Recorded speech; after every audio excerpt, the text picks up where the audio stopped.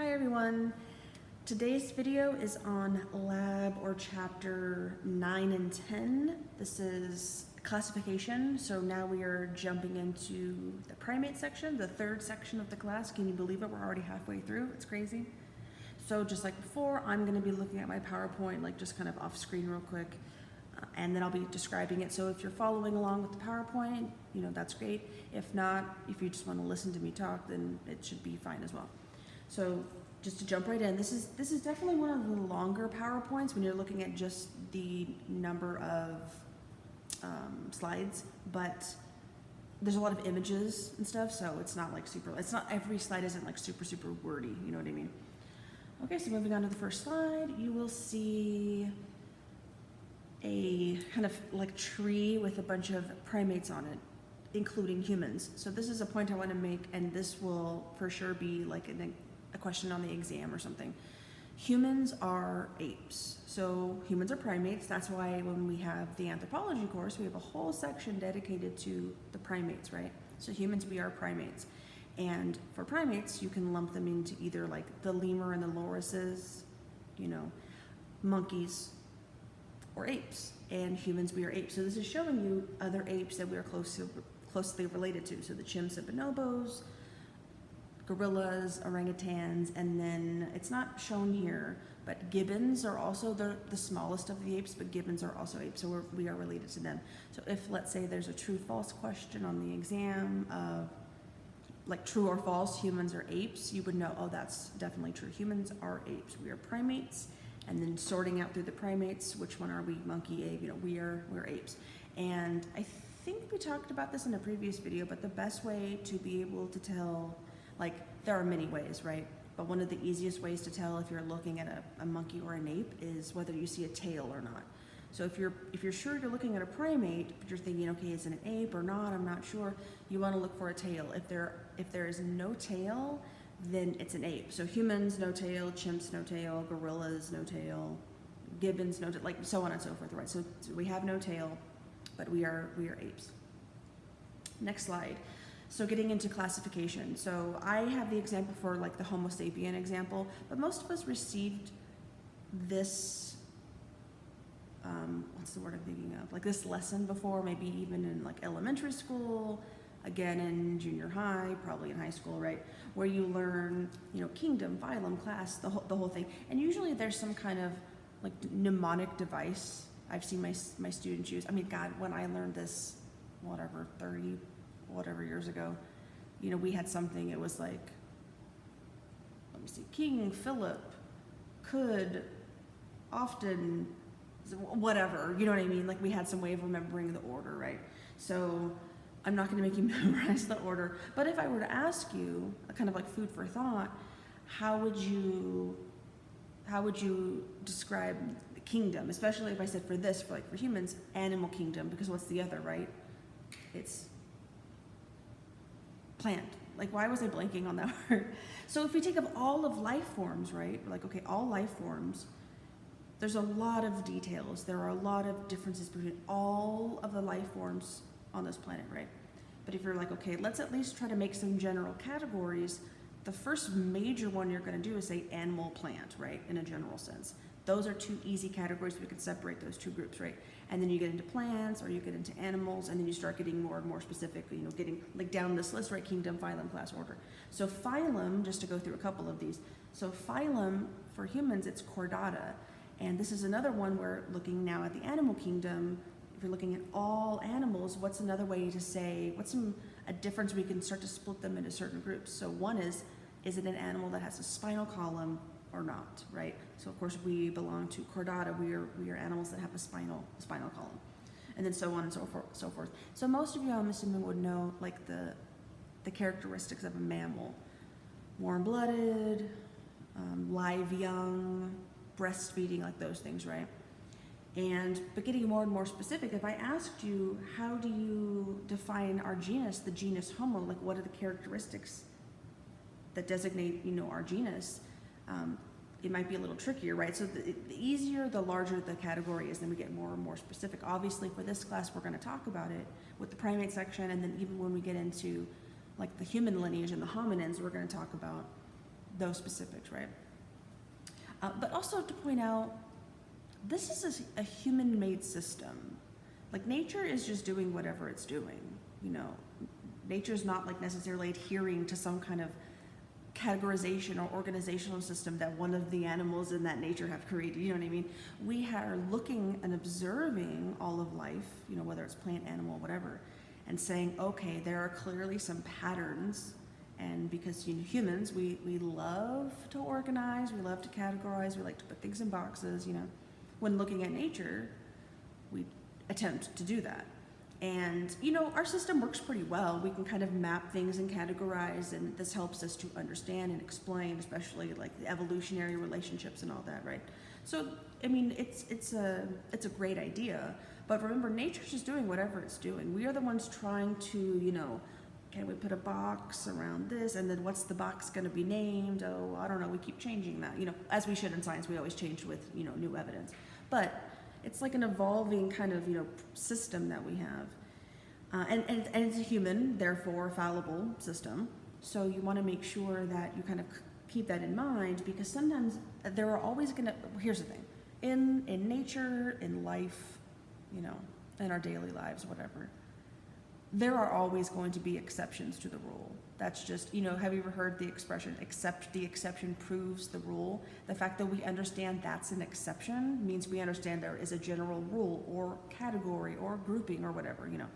So even with the example of mammals, some of you might have been thinking, oh, well, like the platypus is the kind of the odd one out, right? Now, is it the odd one out, or is it just the odd one out in the system we've created? You know what I mean? So keep that in mind. Nature's just doing whatever it's doing.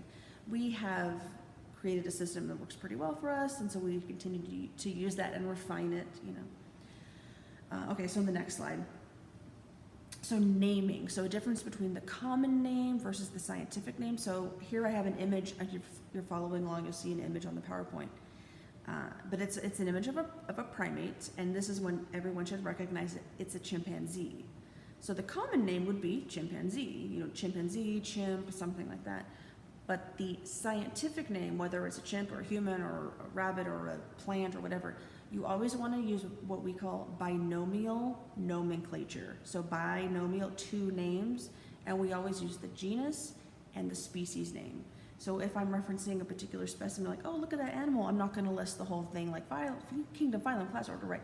But I want to give a little bit more info, and this is why we use the binomial nomenclature, so genus and the species. So for us, right, we would say common name, humans, scientific name, Homo sapiens. Homo is the genus, sapiens is the species, right? So common name versus scientific name. Oh, and also scientific names, they are always italicized, and the genus is capitalized, but the species is not. In fact, one of the exercises you guys are going to do for this lab has you kind of like, it shows you some stuff, and it's like, what's wrong with this? And you'll be like, oh, it's not italicized or whatever. I think it's like in chapter 9, lab 9. Anyway, next slide. So kind of going back to this idea of these are human-made categories based on like human kind of identified concepts. Here's this next one, the next slide. What is a species? Like this grand question, like what is this? Like what is that? What is a species in terms of how are we conceptualizing a species? You know, or even more specifically, how are we saying this is one species and this is another? Like all of these questions, right? This is a human-made system. Now, I'm thinking of how many tangents I want to go on. Okay, maybe I'll save that for later. But okay, so adhering to the slide that's up right now, there are, as you can imagine, there are more than one way to. There is more than one way. There is more than one way. I don't know why I struggled with that.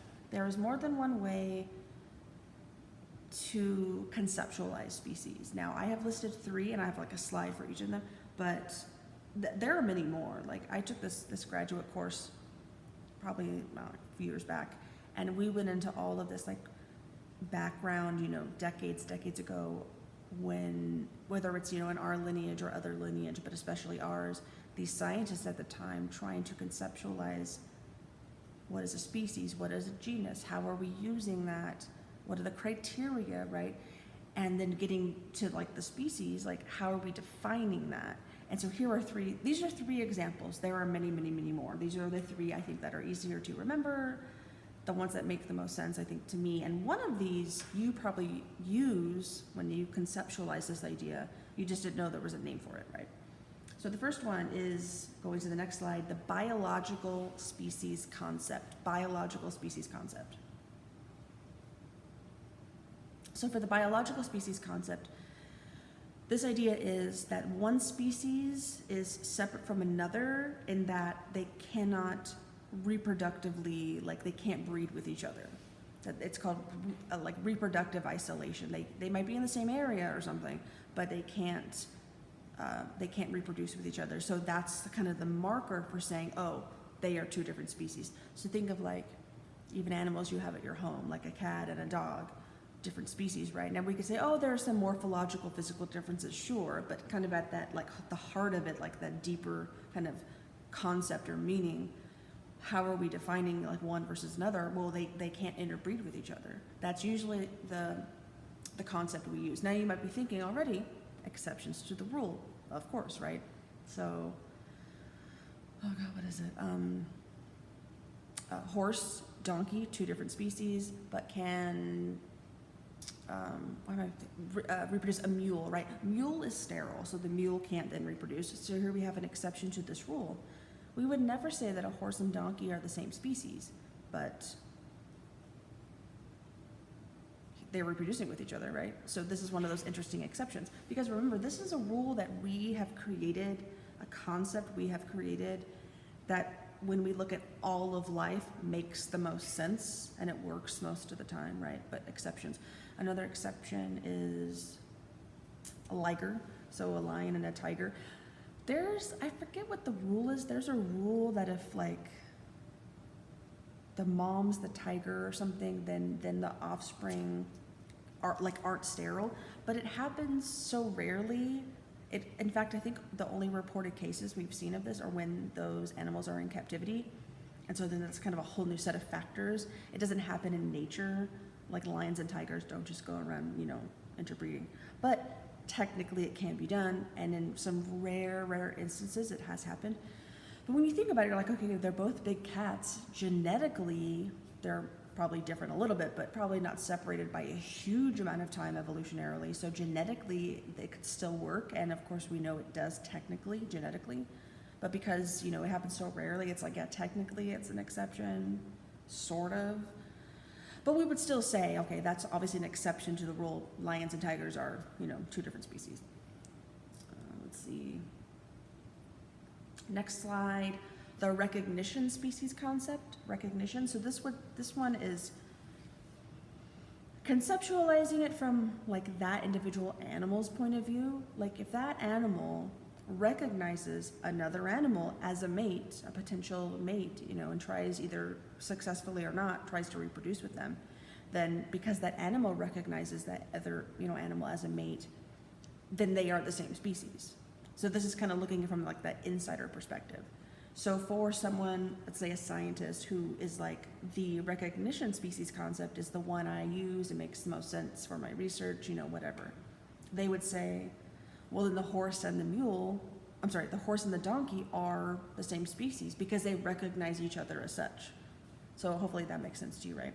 Now, usually, like I said, when we tend to think of, what a species is, that's not really the perspective we have. But remember, there's no right or wrong answer. There's just different ways of looking at this. And most of the time, we tend to adhere to the biological species concept. It kind of makes the most sense for us. But there are other ways of kind of, like I said, conceptualizing this. Another way,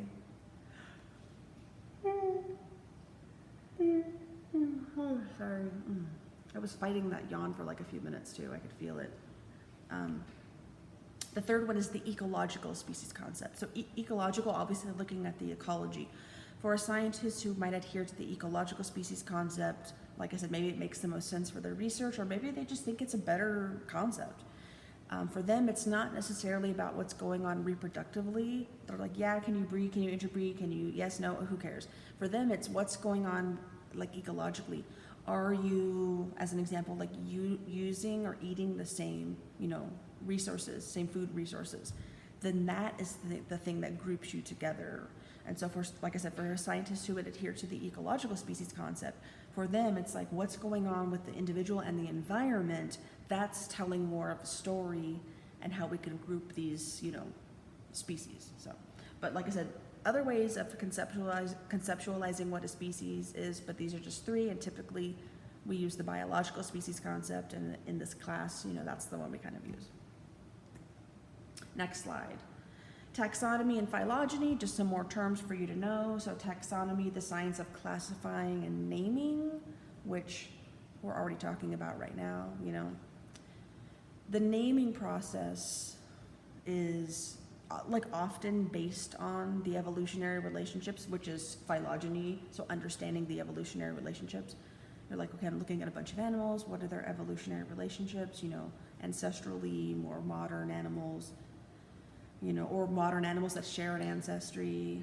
We're gonna base a lot of those, the names on those relationships. Of course, like you might see certain animals who are different species but share the same genus, so of course their scientific name would indicate that. And remember, science is a system that changes with new evidence. So sometimes you might find, DNA, and we realize, oh, those two species are actually more closely related to each other than we realized, and so maybe a name has to, be changed.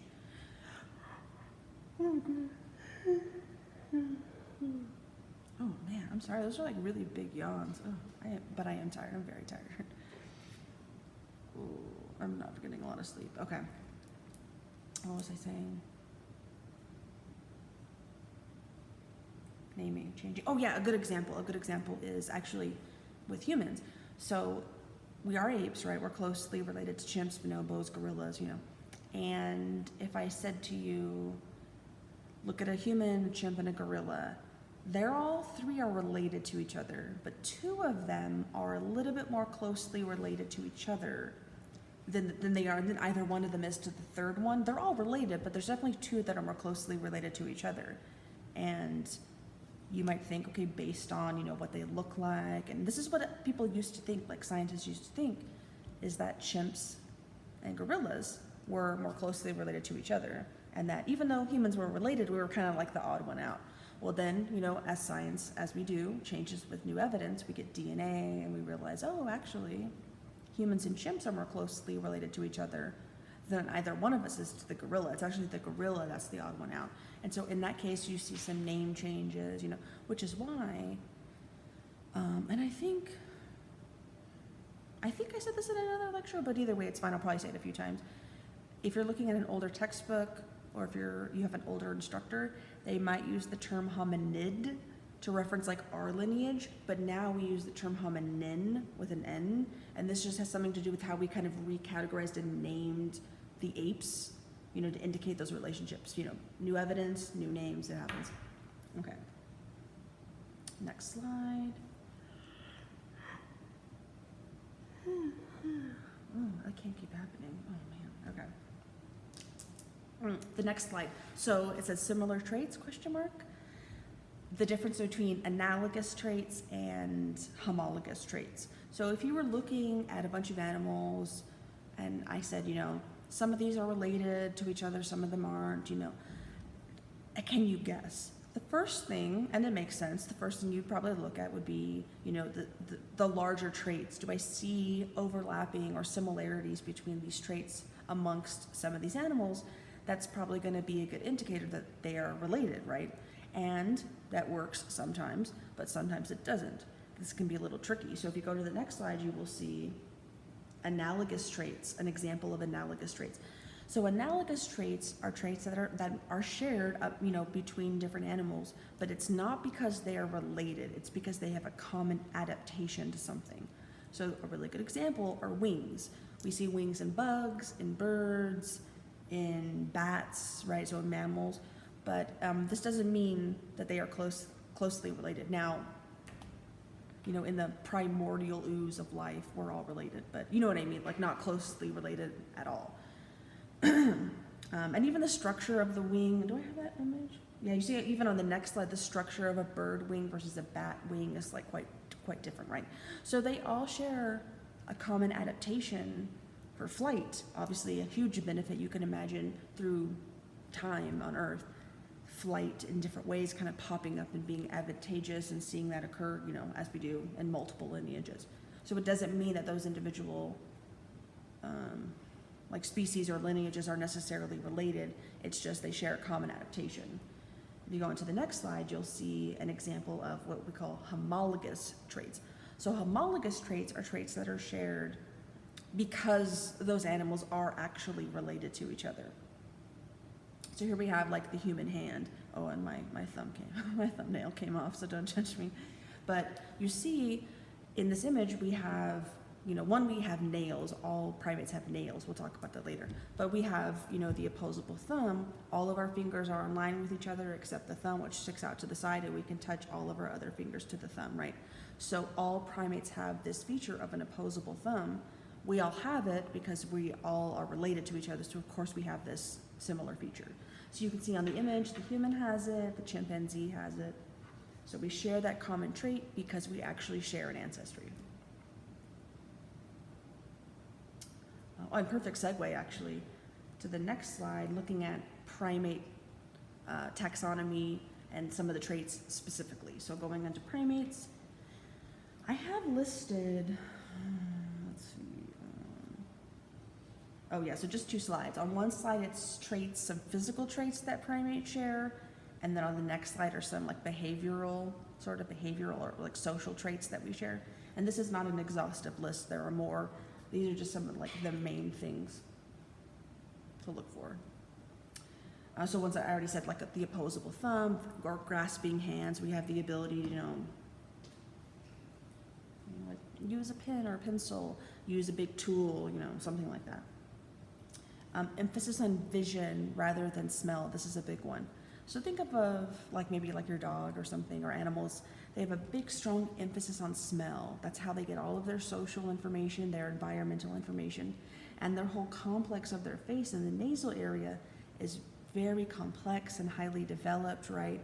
And then species like that, like your dog, for example, their eyes, like the bony structure around the eye or the eye itself, not as much development.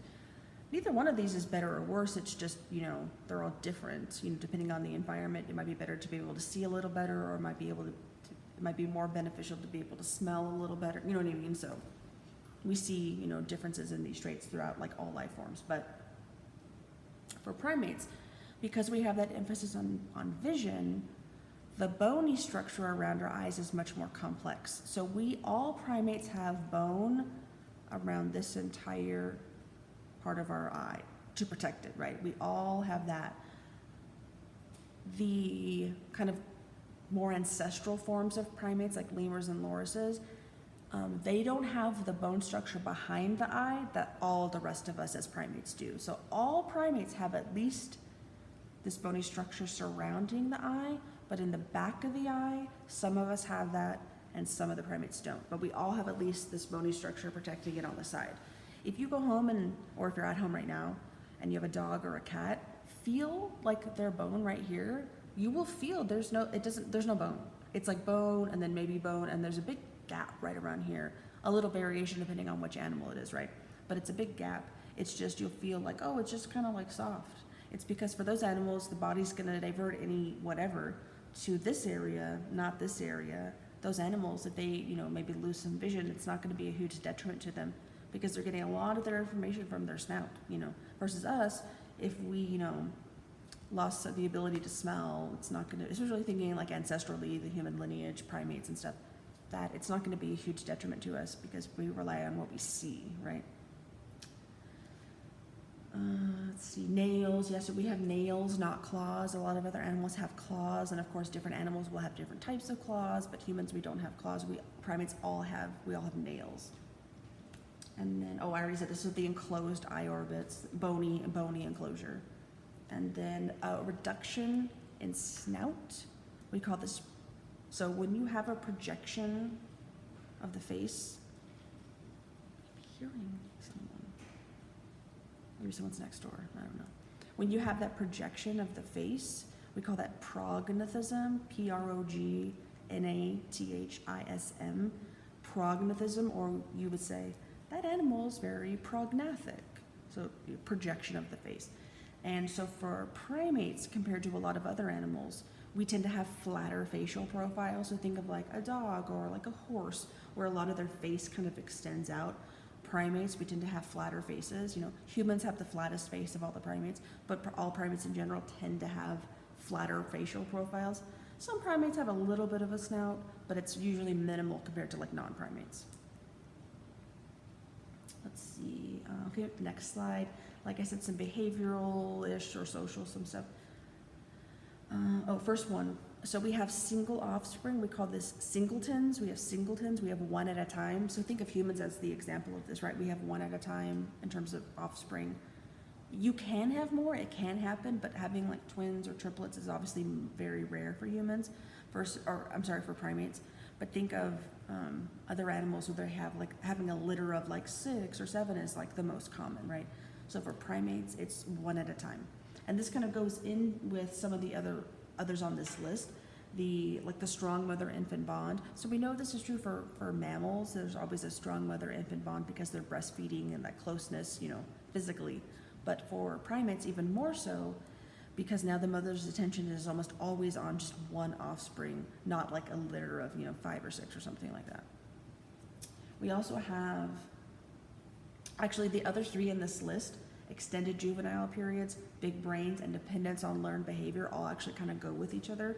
So at primates, we are like, the orders, or we're in order, the order primates is the most social of all the orders of animals. No surprise. This is why that our brains are like primed and ready for social information. You will remember a rumor you heard like 15 years ago versus like you had math class yesterday and now you're like, I forgot everything. Really. Like our primate brains are more primed and prepped to take in and remember social information. So we have a process that this happens. There has to be a long period of us in the learning stage, right? Of learning social information, of learning environmental information. And so what this means is that evolutionarily, it means that we remain juveniles for that period. And then once we kind of learned what we need to know as a primate, then we can reproduce, which is why we have those extended periods of being a juvenile. So like, let's see, for humans, so being a juvenile and an adult in terms of animals, it's when you can start reproducing. So for humans, I think now the average age for like menstruation or menarche, your first onset is, I think it's 12, typically when females get their first period. And oh God, it's probably younger than that now. I'd have to look it up. And then typically you get your first ovulation about a year after your first period. So let's say we're looking at, like 13-ish, to be able to actually start reproducing on our own. So for humans, 13, 14, let's say, is when we become adults. Now, socioculturally, we've decided, let's push that, it's 18 for our society, or it's, 16 or something like that, right? Or 20 or whatever it is. But biologically, it's around 13 or 14. So this is probably the longest of all the primates. But other primates have a long period of being a juvenile. So off the top of my head, I want to say like orangutans and chimps, I think it's both like 8-ish years before they can reproduce. But think of other animals we know, like we have in our lives. Dogs and cats are a really good example. Like when can they start reproducing their own offspring? How old are they? A year, 6 months? You know what I mean? They go from juvenile to adult very quickly. There's not a long period of them being a juvenile, but for primates, there's absolutely a long period of being a juvenile because we have that dependence on this learned behavior that we have to know. So the contrast between like instinctual behavior and learned behavior. So instinctual behavior is, let's say you are like now I have the hiccups. You're out in the desert and some large animal that you've never seen before is charging at you.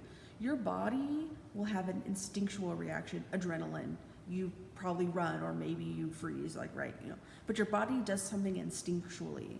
You don't have to know or have seen that animal before to know, I'm probably in danger or something, right? So that's different from learned behavior. Like, we have a very rich cultural experience as humans. We're not the only animals that do, but we definitely have a very complex one. So, like, as an example, in our everyday lives, like traffic lights or traffic signs are a really good example of this. Like, you don't instinctually know what green means or red. We have decided as a society, green on a stoplight means you proceed, red means you stop. Like, those are things you had to learn. And so, like, as humans, we have a very rich cultural experience, a very symbolic experience. So we have to have a long period of being able to learn all of that. But it's true for other primates too. There are a lot of things they have to learn about their social systems, you know. So this is why we have that dependence on learned behavior, and also bigger brains. I'm watching the time. I can't believe it's already been it's been 30 minutes. So there's a lot of images coming up, maybe. Ugh, okay. Try to keep these to 30. I know at least one kind of went over a little bit. Anyway, I'm wasting time talking about that.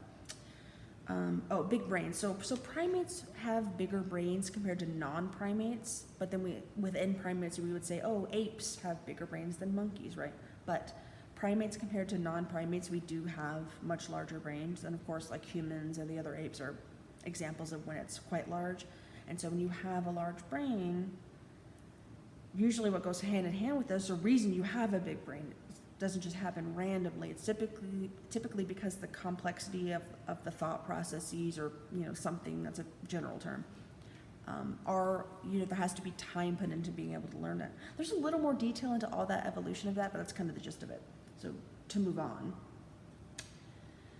in terms of classification, what are the most important traits you would look at to classify? And so for primates, well, for animals in general, but we're going to use primates as the example, there are kind of two main ways to approach like the organizational, categorizational, naming situation. And depending on like where you were trained as a scientist, or what your advisor taught you, or what class you took, you might use one versus the other. They're not right or wrong, they're just different ways of looking at the same thing. So let's see how I have this organized. Okay. So the two types are, and you'll see this on the next like 4 or 5 slides. I kind of go back and forth with this, but the first one is called cladistics, and the second one is evolutionary taxonomy. Like I said, not one of them is better or worse, right or wrong. They're just two different ways. I was trained as a cladist, but I mean, there are definitely differences, but they're not so drastic that it's like, I hate evolutionary taxonomist or something. It's just a different way of looking at it. So as an example, you will see on this slide that says cladistics, there's an image there. We call that a cladogram. And hopefully you can see by looking at it, even if you don't know what those species are, you'll know it's obviously showing you some kind of chart that's showing you the relatedness, of those individual species. And so for a cladist, you'll see it on the list next to it. Probably the most important difference is that for a cladist, and using cladistics, we look at what are called derived traits. Derived traits evolutionarily are new traits. So a good example of this would be, in apes, quadrupedal, suddenly in our lineage, bipedal. That's a derived trait. It's something new that pops up evolutionarily. And for a cladist, those are the features they focus on, because if you're looking at the evolution, and you're charting the evolution of life, it's like, okay, yeah, we have all these things that connect us ancestrally, but it's when you have a new trait that pops up, you get a branching event, right? New trait, branching event. So for a cladist, they would say the derived traits are what we focus on, because that's kind of showing that how forward evolution is moving. What are the changes happening? What are the things guiding these branching events? And actually, the branching events evolutionarily, that's called cladogenesis, right? So like an example, with the human and chimp lineage. So we share an ancestor, but then we get a split, a branching event, a cladogenesis event, and then we evolve into slightly, pretty distinct, like evolutionary trajectories, differences, morphologically. Also, yes, so you'll see in this cladogram, it's very simple. And this is true for how cladists usually conceptualize and definitely visually show. is we adhere to something called the parsimony rule. You might have heard of something called Occam's razor. So basically, Occam's razor is the simplest explanation is typically the correct explanation. Like the easiest way or the fastest way to get from point A to point B typically is the best, something like that. And so when we're evaluating relatedness of, different species, there are a lot of factors you look at, right? It can get a little complex. There can be a lot of different factors. And so sometimes it's, well, what is the simplest explanation? What is the easiest way of understanding that it's probably the right way? And then also how we visually represent it, there's not a lot of fluff in the image, in the chart, right? It's just some lines and some names. It's very simple. Because the only important thing, as you see, is branching, branching, branching, branching. Like, that's it for a cladist. And then, as a reference, there's no reference to time on a cladogram. That's not really an important factor. That's not what a cladist usually would focus on. This weird hair in the back is driving me crazy. Okay. Versus, in contrast, the next slide, evolutionary taxonomy. So here you can see evolutionary taxonomists, the main type of trait they look for that is important are ancestral traits. Ancestral. The traits that kind of link us all together in the past versus the ones that are separating us in branching events, right? So there's two different perspectives. Neither one of them is right or wrong or better or worse. They're just two different ways of looking at it. And you can see here on the image, we call this like a taxonomic tree. It's a lot more busy, right? Usually it shows like the skulls often. There's definitely a reference to time. You can see millions of years ago. There's a bunch of like different types of lines. It's more information, that's true, but it's also a little more complicated, right? And that's fine because evolutionary taxonomists and cladists are looking at two different things. The same information, they're looking at the same thing, but they're approaching and how they're understanding it and organizing it in two different ways. And then also, like I said, the time is an important thing for a taxonomic tree. Next slide, you will see. Oh, okay. So using those two methods, if you were to look at primates, you will see how you might take primates as an order and start to kind of separate it into like suborders and then into like, the genera and species and stuff. So here I have on this PowerPoint slide, you'll see it says two methods, talked about them just a second ago, and then has cladistics and evolutionary taxonomy and the info under each of them for primates. So like I said, primates is an order, and the first thing both approaches do is say, look, primates is a large group. It's an order.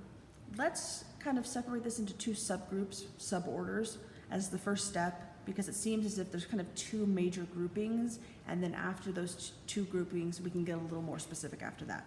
So both approaches agree, yes, two groupings or two suborders make sense. Cladists, they name theirs strepsirrhines and haplorhines. Evolutionary taxonomists say, oh, we don't like those names. We're gonna name ours prosimians and anthropoids. Okay, so more names for you guys to learn, right? But they basically are representing the same categories. There is one major difference though. So if you're looking at this list, you'll see, okay, for the cladists, there's the group, the strepsirrhines, which are the more like ancestral, like lemur loris type primate, right? Okay, cladists, strepsirrhines, lemurs and lorises, okay? Let's see if the evolutionary taxonomists do it a similar way. They call theirs prosimians, that's fine. It also includes the lemurs and the lorises, but it includes another group called the tarsiers, okay? And if we look at the second group, we would say, okay, cladists, they have their second group is called the haplorhines, and that includes monkeys and apes, cool, and it also includes the tarsiers. You might be thinking, what's a tarsier? I'll get to that in a second. Going to the evolutionary taxonomists, what is their second group? Anthropoids, and that also includes the monkeys and apes, but just the monkeys and the apes. Hopefully what you see here is the one thing that they disagree on is where to, like categorization wise, where to put the tarsier. Because, once again, evolutionary taxonomists are looking at those ancestral features, cladists are looking at those derived features, tarsiers have kind of this weird position evolutionarily. They have some interesting ancestral features as well as some derived features that make either one of these like methods are like, we don't agree on that one particular thing. So if you go to the next slide, I just have this, I'm sorry, for the next few slides, it looks like I'm just reiterating, next 2 slides, reiterating those groups for you, and I have some images where you can see lemurs and lorises. But then if you go to the next slide, it says, why is there disagreement regarding tarsier classification? So there's a list now of a couple of things. Oh, that's weird, there's a typo. I'll get to that in a second. Okay, so you'll see what the tarsier looks like. This beautiful animal, this is a primate. Now you might be thinking, why are the cladists grouping that with monkeys and apes? That thing it's one, it can fit in your hand, it's very tiny. Like, it kind of looks more ancestral, like the lemurs and the lorises, right? It's tiny, it's got the big eyes because it's nocturnal, and that's why the evolutionary taxonomists would say, yes, that's why we want to include it with the lemurs and the lorises, because it's tiny, it's an insectivore, it's nocturnal, But the cladists would say, look, I hear you, but the tarsier does have a lot of derived traits that, even though the size-wise and stuff, it doesn't really look like the rest of us, those other features are clearly those new derived traits that occurred evolutionarily. So here's a nice list. They do not have what's called a rhinarium. A rhinarium is a wet nose. Now think of like your dog or your cat, right? They all have wet noses because those animals still have an emphasis on smell. Lemurs and lorises, although they are primates, and they have that bony closure, at least on the side, have a little bit more complexity in the nasal region than the rest of the primates, and they still have a rhinarium. Tarsiers do not. Monkeys don't have it, apes, including humans, we don't have it. So that's an interesting trait that kind of groups tarsiers with the rest of us. Another one, they have full orbital closure. So unlike the lemurs, tarsiers have that bony structure in the back of the eye, the way that humans and the monkeys have it. And then I have number 4, nocturnal, and then I have a sub number 1 that I wrote small. Why was I gonna write small? I was gonna write small something. I wouldn't have just written small. That doesn't. Maybe I meant to put small. I don't know. Ignore that, I guess. But number 4, nocturnal, right? So they are nocturnal, which is definitely a trait that the evolutionary taxonomists would say is grouping them with, more of the lemurs and lorises. But, I'm sorry, we skipped 3, the placenta. So now we're getting into the soft tissue, right? A few examples of this. One of them being their placenta is actually more similar to a monkey or an ape. So you can see why this is the one that they don't agree on. Moving on though, some of the defining features of these specific groups. So the first one, strepsirrhines, and from the cladist perspective, that includes just the lemurs and the lorises. And you will see here a list of the features that all lemurs and lorises share, which I've already kind of said, right? At least a few of them. They have a rhinarium, they have what we call that post-orbital bar, is they just have the bone here, not in the back. Nocturnal, right? They're nocturnal, they're active at night. They're insectivores, and then their molars have really sharp cusps, which is indicative of them being insectivores. So the raised portion of your back teeth, for us, it's kind of smooth and rounded. In an insectivore, it's very sharp. And so, because they're breaking down like the crunchy, bugs and stuff. Also, this is so important. If you only take 3 things away from this entire class, this should definitely be one of them. If you want to know what a primate is eating, you have to look at the back teeth, the molars, the back teeth. If you want to know what a primate is eating, you have to look at the back teeth or the molars, right? For non-primates, you might look at the back teeth and the front teeth, right? They might tell you what the diet is of the animal, but for a primate specifically, front teeth are unrelated to diet. For primates, the front teeth are unrelated to diet. It's only the back teeth. This is so important. In primates, the front teeth are all related to sexual selection or mating strategies. We're going to come back to that, but keep that in mind. So when we're talking about the diets of these primates, insectivore, frugivore, whatever, it's all about what the back teeth or the molars look like. Okay, I will repeat that probably way more times. Okay, so moving on though, you can see on the next slide the full bony closure on the eye versus just that post-orbital bar. So the post-orbital bar, all primates have, where you have the bone fully encircling right here. But for the rest of us who are not lemurs and lorises, all the rest of us, we have, and you can see in the image, the bone in the back of the eye too.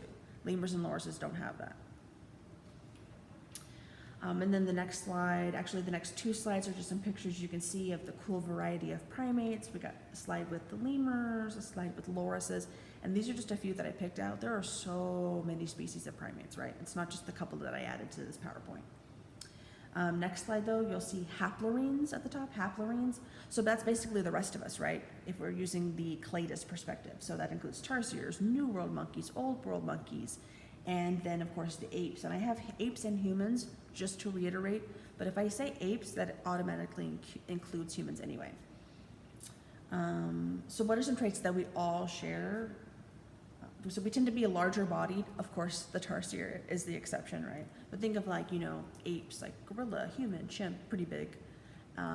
Medium size, baboon, mandrill, right? They're not tiny. So we tend to be on the larger, medium to larger side. No rhinarium, and that includes the tarsiers, right? No wet nose, none of us have that. We're all active during the day. We are diurnal. I think there's like one exception, which I might have on another slide. There's always an exception to things, right? The molar stuff, I'm not even going to ask you about that, so that's fine. And then if you go to the next slide, you'll see once again some images of the tarsier. They are obviously the smallest of all of the haplorines. The next slide, now getting into more specifics on New World monkeys versus Old World monkeys. If you've never heard those terms before, New World is a reference to like the Americas, and then Old World is a reference to like Africa, Asia. So those primates who are native to Africa and Asia are called Old World monkeys, and the the primates that are native to the Americas, like Central America, South America, are, I'm blanking, New World monkeys. Okay. What was I going to say?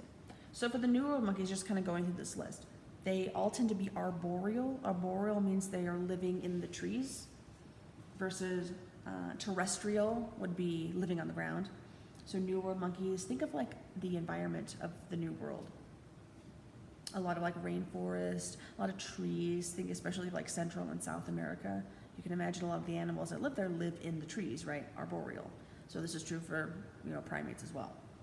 Tend to be small. This makes sense, right? If you're living in the tree, especially the higher you go, you want to be small because you don't want to break a branch and fall to your death.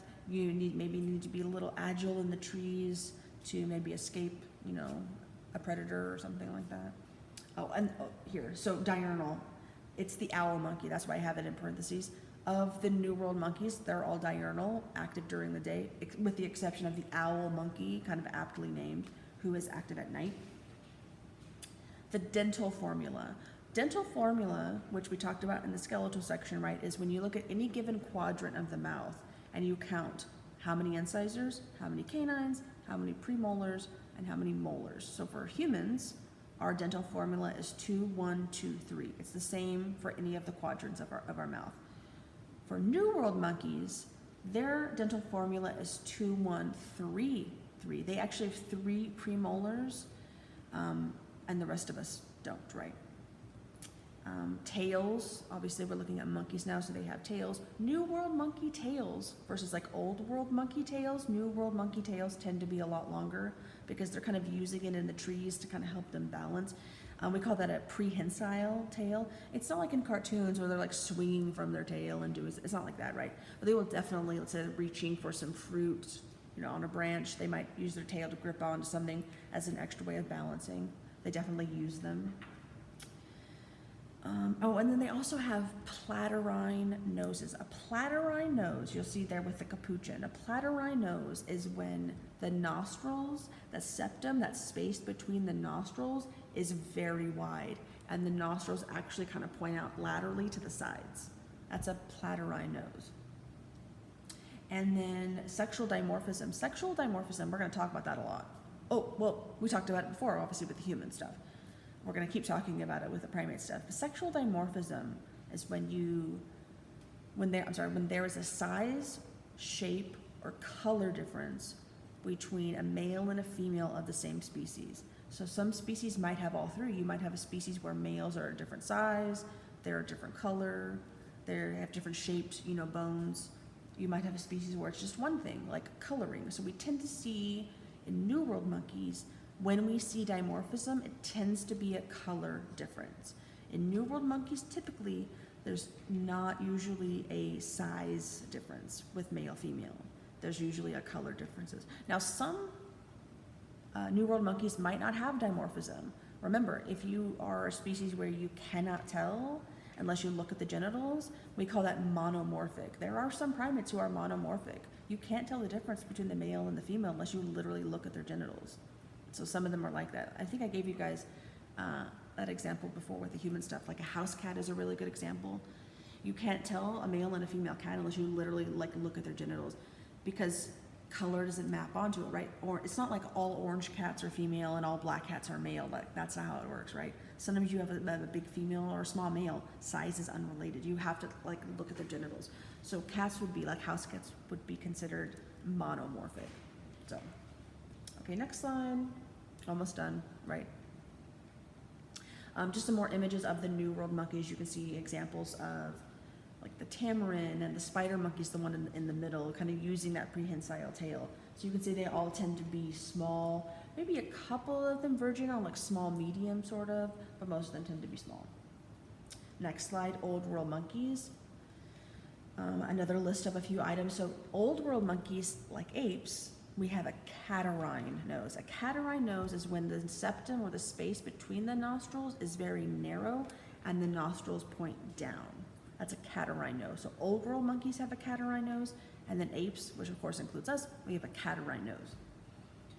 Old World monkeys are mostly terrestrial, so they're mostly living on the ground. There's a few Old World monkeys that live part on the ground, part in the trees a little bit, but most of the time they tend to be terrestrial. The dental formula for Old World monkeys is just like it is for apes, 2, 1, 2, 3.